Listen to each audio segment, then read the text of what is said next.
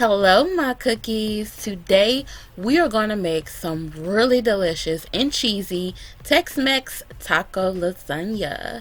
Let's cook. Alright, let's start by browning some ground meat. You can use beef, chicken, or turkey, whatever you like. When it's done, drain off that fat. And then we're going to add our seasoning. I'm using taco seasoning that I make homemade. If you would like to try my recipe, the link will be down there in the description box. Or you can just buy the store-bought version that's not as good as Coop. So make mine. Just make mine. Now go ahead and sprinkle that into the meat and stir it well. Now I'm going to add some water. The water is going to help crumble the meat so that it has that nice taco meat consistency. And in my taco seasoning, I add a little bit of cornstarch that's acting as a thickening agent, and it's also going to help with consistency. So continue to cook it until that water reduces and absorbs, and you have this perfect taco meat.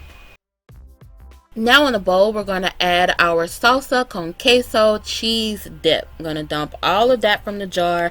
Doesn't that look attractive? Anyway, it tastes good. I've added 1 can of drained rotel to the party, and we're going to mix it up well. Then add in that ground beef and continue to mix. Now add large flour tortillas to a baking dish, then the meat mixture and spread it out. If you like refried beans, you can add that as well.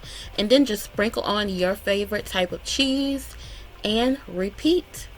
Just continue creating layers until you get to the very top of your casserole dish and end with the cheese. Now we're going to bake it uncovered on 400 for 20 minutes.